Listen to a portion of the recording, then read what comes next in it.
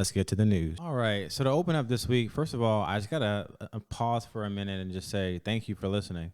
Whether I have one listener or 10 or 100 or 1,000 or 100,000, I appreciate each and every person who takes a couple of seconds or minutes out of their day to listen to me. So, yeah, this is an organic like podcast here, and we're just trying to influence everyday people and tell the truth. So that's what we're doing. Okay. So with that, let's go ahead and jump into the first major story of the day, which is about PayPal. So PayPal is kind of making the headlines. On Friday, they were discovered to be preparing a plan to change their sort of acceptable use policy to basically fine their users $2,500 a pop for quote unquote misinformation. And this was all uncovered by the phenomenal Daily Wire here. And so great was the outcry on Friday when this report came out from Daily Wire exposing them for this plan to fine users $2,500 for misinformation that they, within 24 hours, they literally reversed course. And so on Saturday, they were like, never mind. We changed our mind. This new policy is not going to roll out because, it's damaging to us now. Right. And so I'll just kind of call out a little bit of stuff here. They said the financial services company, Daily Wire says, which has repeatedly deplatformed organizations and individual commentators for their political views, announced on Saturday, one day after the Daily Wire story broke, that the announcement went out in error. So they're like, oh, sorry about that. That was just, a typo, a misfire. We sent the email that we didn't meant to send. We greenlit something that we didn't mean to greenlight. Mea culpa, mea culpa. PayPal is not fining people, it says, for misinformation. Yes, we know that. This is legal language because it was supposed to go into effect in November. So it's an obvious statement that you're not currently fining anyone for misinformation. This was possibly written by lawyers. And this language was never intended to be inserted in our policy. Okay. So you proposed the change without intending to. Sure. We're sorry for the confusion this has caused. And then you have conservative right-wing commentator Candace Owens just saying, hey, I moved all my money that I had in my PayPal account out of it. And I very much suggest that you do the same. This is serious. They are delaying the transfer of the money for 12 hours, but at least it's done. I can tell you I personally also closed my PayPal account the other day in response to this story. Would encourage you to do the same if you have one open. And this was scary stuff. Not only was the policy super broad, it was around, November 3rd changes that would allow them to put prohibitions in place for anybody using any social media platform, right? There's this broad kind of language of, promoting hate or violence or racial or other forms of intolerance that is discriminatory. So this can mean anything, right? It's pretty interesting here. So they are the only ones who can actually interpret what it means to communicate misinformation, and their policy would have allowed them to not only reach into your PayPal account and take your money, but to even go to your bank account because your bank account is attached to your PayPal account, right? And that would allow them to pull the money from there. So really, really crazy, super, kind of broad reaching powers here that they were trying to put into place. And, they've been quietly building this kind of far reach and sort of censorship, government, communist kind of vibe for some time now, but they've done it in small doses and small waves, right? Deplatforming individual users, right? Maybe one or two prominent ones at a time. So you have some of the casualties of war here, Russell Brand. You have this group that's called, what is it called? Gays Against Groomers, right? You have the truckers from Canada from some months ago. So you have a lot of Ian Miles Chong is another one. Someone named Colin Wright, I guess he's a biologist. So a lot of people have been individually sort of censored and booted off their platform. But now they went too hard too fast, basically, in my opinion, with the woke stuff. And so it'll be interesting to see how this affects like their active user count in the months to come, as people like me and others basically kind of close out their accounts. And I'm actually reminded of this story from back in the May, I guess, of this year, where the disinformation board of the DHS, Department of Homeland Security here in the States, got shut down through reporting by Jack Posobiec on Twitter, right? And this basically got the entire right wing galvanized, and the pressure was enough to actually cause the government, the Biden administration, to suspend it, right?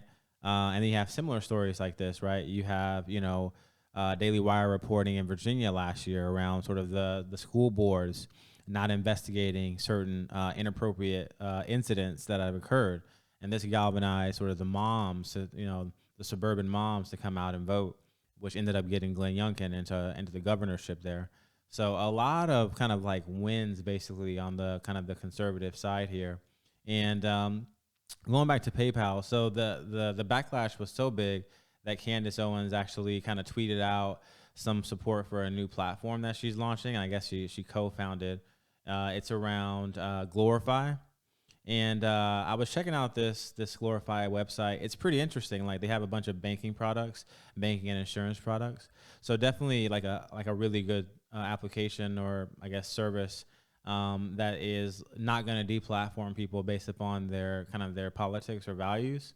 And so when the censorship comes, because think about it, for PayPal to be able to take money from your regular bank, let's say you're with Wells Fargo or whatever, there has to be some level of agreement, right, between them and Wells Fargo, right? So this is basically an alternative to, say, your Wells Fargo, okay, where you can come and get a financial service or product.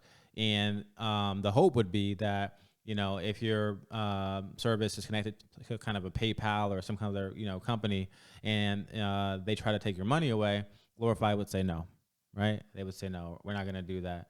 The only thing that I will add to this is that Glorify is not really a really, really good proxy for PayPal. It's actually more of a product.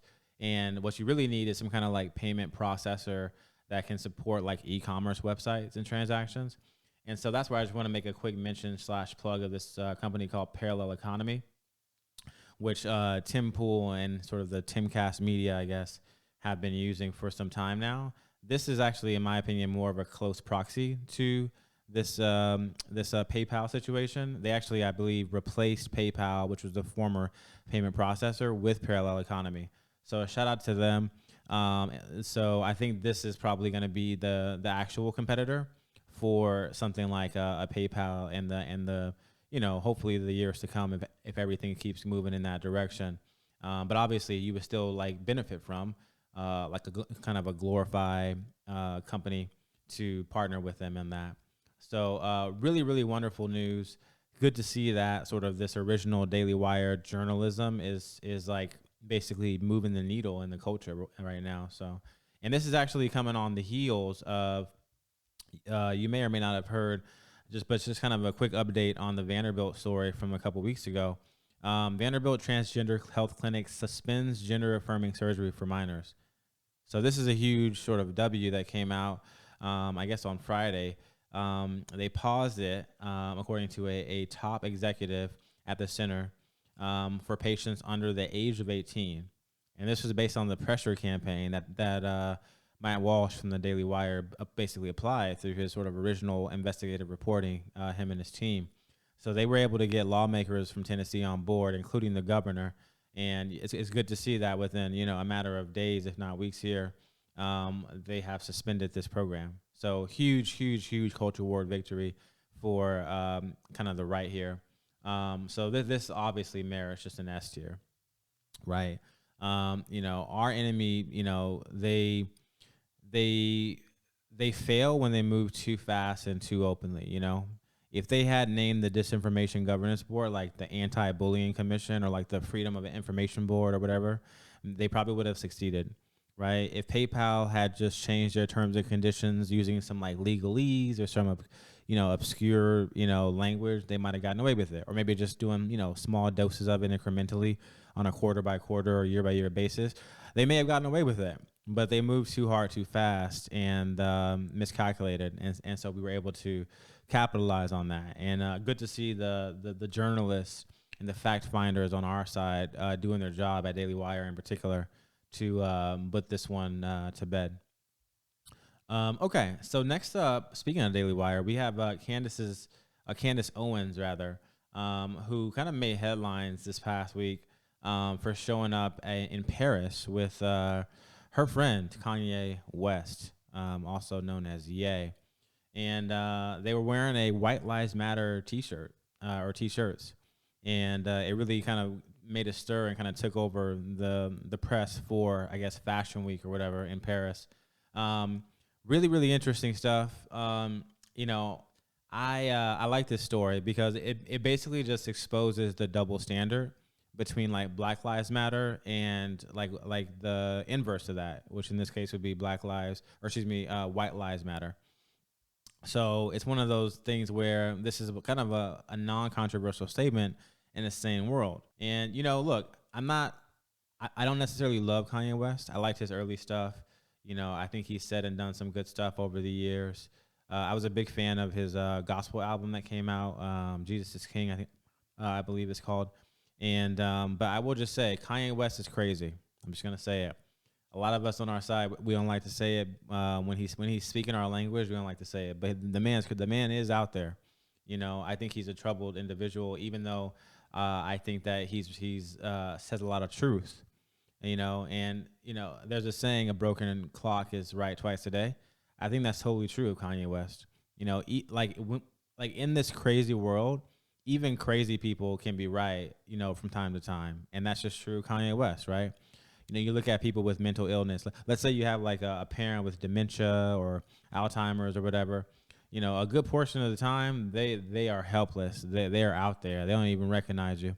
But every now and then, maybe a song comes on. Maybe someone brings up a particular topic. Maybe a certain time of day that they really enjoy. And suddenly they're lucid, right? They have clarity, they have insight. They sound completely sane, completely rational, completely coherent. And that's kind of how I feel about Kanye. Like you can be, schizophrenic or bipolar or whatever, and still say some right things from time to time. So I want to acknowledge that, even if he does say ridiculous stuff like he just did around Jews on Twitter, or was it Instagram the other day too. But like we live in a crazy world. Like honesty, humility, and common sense is in my opinion, like really the prevailing thing, more so than just like wealth or popularity or money. So anyway, this got a lot of attention. This whole White Lives Matter situation, and it's an interesting kind of publicity boost for Candace because she's looking to release her documentary this week called "The Greatest Lie Ever Sold," which is exposing the Black Lives Matter organization through a documentary. And so she's really going to expose them. They've received $80 million in donations. They haven't given it to the families of these various, incidents and police, sort of incidents over the years. They haven't given it to the families. They haven't even shared it really. My understanding is with the individual chapters. And they've been frauding people. And to add insult to injury, they've been using some of that on strippers and sex workers and all kind of inappropriate stuff, buying mansions, right? You have, Patrice Cullors out here just buying mansions away from the black neighborhood, by the way. She's not investing in the black community. She's out here taking care of herself. So it's one of the biggest scandals, honestly, that she's trying to put in terms of the full front. So very good timing on her to sort of align this because she and Ye have, overlapping interests here. It'll be a good documentary when it comes out. And, I kind of wanted to highlight just a couple things here, One of them is like black people are seen as political tools by the establishment. And so what I mean by that is, so Kanye, after this whole White Lives Matter incident, he gave an interview with Tucker Carlson from Fox News. And he's basically like, look, the Obamas tried to censor me and they tried to get me to say things that they wanted me to say, and I said no. And so there's a story where Kanye was invited to the White House, I guess, by Obama, way back in the day, um, or at least he was invited by the then Senator Obama, I should say. Back when he was first kind of like campaigning for president.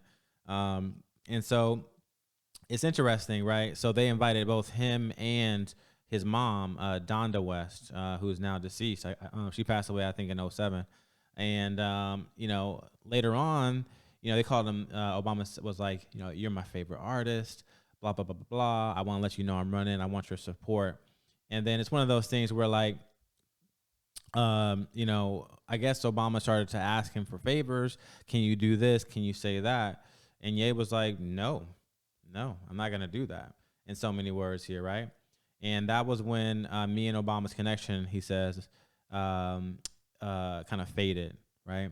When I wasn't saying what I was supposed to say as a rapper, okay?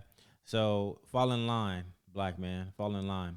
And then a similar thing happened many years later, right? So Kanye, in this interview with Tucker Carlson, he's like, hey, the Clintons tried to get to me through my now ex-wife, Kim K. And they're like, look, we want you to use your platform in this way. Don't say anything nice about Trump. And by the way, can you go out and use your platform to push the vaccine, right? And so he's saying like, this is, manipulation. This is political gamesmanship, right? And he also refused them. So he's been a real pariah of sorts. I mean, can you imagine the strength it takes to say no to your mom, and to your wife, and to some of the most powerful people in the world, and then to face the kind of opposition and backlash that he has from Hollywood, from music, the entertainment business, his fellow stars, the rappers, the Diddy's, the all these different guys. So it's really interesting what's happening here. He's shown like insane amount of fortitude, and as soon as he stops talking the party lines and refuses to be their mouthpiece and chooses to speak for himself, they rebuke him. He becomes an outcast. He becomes not black. He becomes anti-black. He becomes this. He becomes that. So it's kind of sad to see, honestly. And then the last thing that I thought got sort of untalked about or not talked about through this interview with Tucker Carlson was his relationship with his father. And it just goes to show that, we really need black fathers. So I didn't really know this, but he mentions in his interview, my dad is an educated ex-Black Panther. And we put in a text to me today. He said, white lives matter. Ha, ha, ha, ha, ha. And I said, I thought the shirt was a funny shirt. I thought the idea of me wearing it was funny. And I said, Dad, why do you think it was funny? And he said, just a black man stating the obvious. So we're in this interesting situation where like Ye is like in his 40s, I don't know, mid 40 or whatever. And, for most of his life, he did not really have a relationship with his father.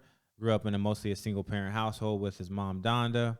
And, through life, and, he would say through God, they got reunited. And his father seems to agree with him and affirm him and love on him and all that stuff. And I guess it was both Donda's passing that brought them together, and then also his father got a prostate cancer diagnosis back in 2018. So he's been, having his own health challenges over the past number of years here. And he tells a funny story about his album. It's my dad came to visit me at one of our ranches in Cody, Wyoming. He talked about his love for fishing and how he would like to come here in the summers. It took me 42 years to realize that my dad was my best friend. And he asked me, how many acres is this? I told him 4,000. He replied with these 3 words, a black man? So this is pretty amazing. I mean, here you have an Black Panther, right? Someone who's been prominent and influential in the black community, who recognizes that racism exists. If you questioning, wow, a black man can own 4,000 acres, if you questioning that in 2022, that means racism exists, right? Right? And you still acknowledge that racism exists. But yet he has the sensibility to be able to say, obviously white people matter too. you know, and he has a sense of humor to be like, white lives matter. That's funny. Ha ha ha. You know, so it's really interesting. The whole world can be against you, but if your dad, if your father has you kind of your back, I think it gives him superpowers. Ye has both a physical father and a spiritual father. And with those two at his side, I don't think anything can stop him, no matter what they do to him. So, good stuff. I'm gonna move this one to an A tier. All right. So next up, we got to talk about Corey Bush. So kind of a crazy story came out this past week where the congresswoman from Missouri, Democrat, she basically talks about a situation that happened some 20 some odd years ago where she was basically a victim of a forced abortion. You heard that right. She was a victim of a forced abortion when she was 19 years old. So this lady, at first I thought she kind of changed colors on us. I thought she was like, oh, maybe I can see the right wing view or whatever. Maybe we should do something to bring this in. It doesn't seem that way. Somehow this is still part of the pro-abortion narrative. She's still a hardcore lefty. But she goes and she gives an interview on PBS um, telling this story of her being basically put into a forced abortion. And this is all to promote, in part, her book called The Forerunner that came out, I guess, not too long ago. And in the line of like the overturning of Roe v. Wade, abortion is pretty much her number one topic nowadays. And she went and said the same thing on The View. So she's like, "Hey, yeah, I was put into a situation that was, I was forced to have an abortion." And it's crazy because, well, let me just read it here. So at the clinic, she basically has second thoughts, and she communicates those second thoughts, and they basically don't listen to her. So she says, instead of being told like, "Hey, there's an option of adoption or like other things outside of the abortion," it was, "Your baby is underway, and you can always get pregnant again. You need to go ahead and have this done. You're going to end up on welfare. You're not going to have a future." She recently recounted on The View. "I had just turned 18. I felt like I had disappointed my parents." Okay. However, after talking to the medical professionals at the clinic, Bush stumbled upon a few white women in the next room who had a different experience. They were told that they could keep the baby. The women weren't privy to their situation, but it was devastating. But she said it was devastating to hear. So I was the only black girl, she says, but hearing the white girls talk about, oh, they were so nice, and they told me, you can go ahead and have it, and they had a set of resources for me. They were just having a conversation that I walked in on, and I was crushed. Why was my story different? Why was I treated different? So obviously the implication here is that is racism, right? And so I thought she was waking up to the fact of like Margaret Sanger and Planned Parenthood being a genocide on black people, and what Kanye mentioned in his interview around the fact that there are more black babies aborted in New York than born. I thought she was going in that direction, but hail to the no. She's basically all in on abortion still, while explicitly saying, right, that the abortion industry industry is racist against black people. So we're just in like, I don't know, like the deeper rung of hell and lunacy right now with the situation. I mean, my theory on this is, I guess, twofold. I don't know which one is the truth. Option one, she's low key on like a revenge campaign. Because keep in mind, this lady comes from Missouri, which is one of the most red pro-Trump states in the country, if not the most red, right? So maybe like there's some almost like implicit thing where she knows that it's racist, right? The abortion industry is racist against black people, and she's trying to even the odds, right, by promoting it in a very, very red state, to create what she considers equity. I know it sounds crazy, but it's possible. Option two is she knows that the abortion industry is racist, but she still wants to push it, even if she knows and admits that it is destroying black people in the process, so long as it benefits her politically. So now she can go on The View. Now she can sell, a bunch of copies of her book. Now she can go ahead and, make all the right allies in the politics, gonna get her reelected, lots of new campaign money coming in, blah, blah, blah, blah, blah. I don't know which option is true. I'm just putting it on the table. So overall, I'm gonna move this one to an A tier. Really, just kind of mind-numbing story, honestly. And it's like horrific. In the same world, Democrats should be asking her like, "Wait a minute, we should investigate. Like, which clinic was that? Is this a common theme?" Is abortion being used as a weapon for population control? What's going on here, right? Um, and But that's not really happening here. And it's funny, just as a quick aside.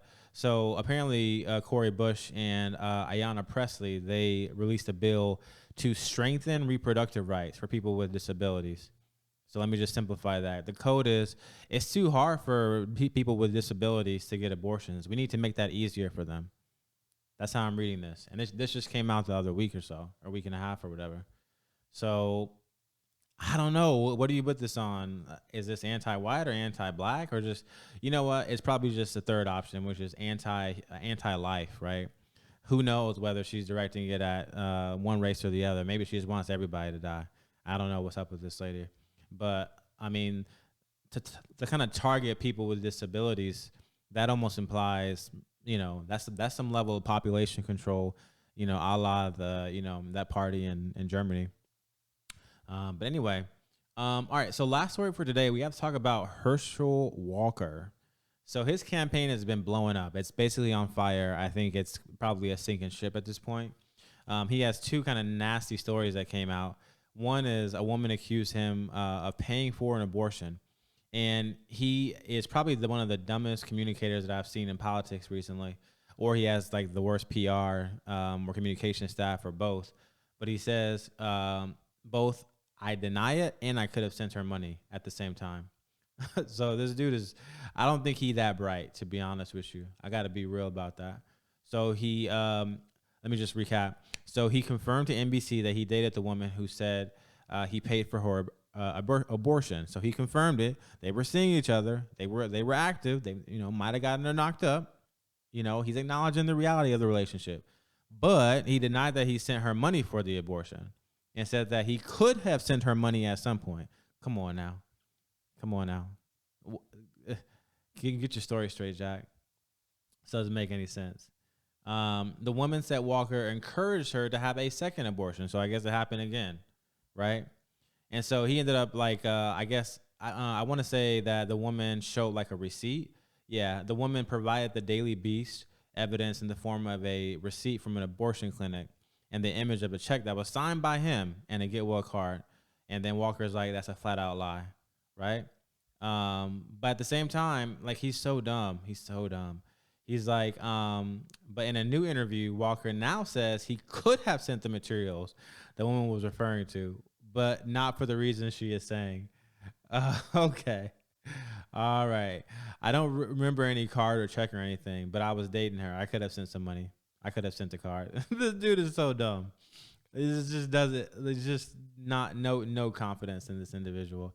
He's a weak candidate put in by like a Lindsey Graham or Tim Scott or whatever. He's just set up to fail. He's just a loser, honestly. And then to make matters worse, Herschel Walker, he got basically nuked from orbit by his own son. That was crazy.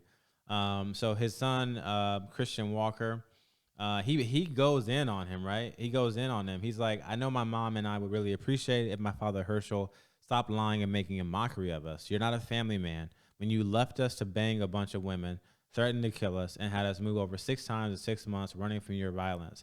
I don't care about anyone who has a bad past and takes accountability, but how dare you lie and act as though you're some moral, Christian, upright man? You've lived a life destroying other people's lives. How dare you? Wow. And keep in mind, a year or so ago, he was all in his dad's corner. He didn't say any of this, but just very, very conspicuously, he waits until about a month before the election and decides he wants to nuke his dad's campaign from orbit. I'm not saying he's right or wrong. I'm just saying it is what it is, right? So Herschel Walker is in trouble, his campaign at least. So yeah, nothing really else to say here.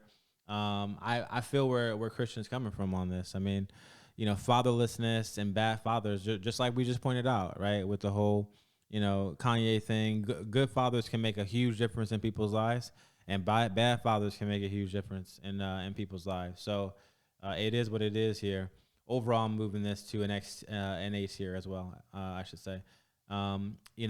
Warnock has its own skeletons, right? So in Georgia, Raphael, I think that's his name, Raphael Warnock. He has his own like abusive family history and all that stuff. But because this is coming from a Republican, and because there's more details around it of people who have come forward, it's gonna, and because it goes against the abortion narrative, right? How you gonna have a pro-abortion candidate that's paying for abortions on the side? Come on now. So this is like I would say this is way more material, to be honest with you, than, and then he said threatened to kill. Did I hear that right? He said yeah, threatened to kill. That's different. That seems more extreme than I would have imagined. So I think this is both more damaging to Walker than the Raphael Warnock stuff from a few years ago, and because of the politics, it's going to get a way bigger megaphone, right, by the mainstream media. So it's not looking good for him right now. We'll see what happens. We're still favored to win the House. Probably not the Senate, though, if things continue to go at this pace. Thanks for listening to today's rundown. If you liked what you heard, please comment, like, and subscribe, and I'll catch you next time.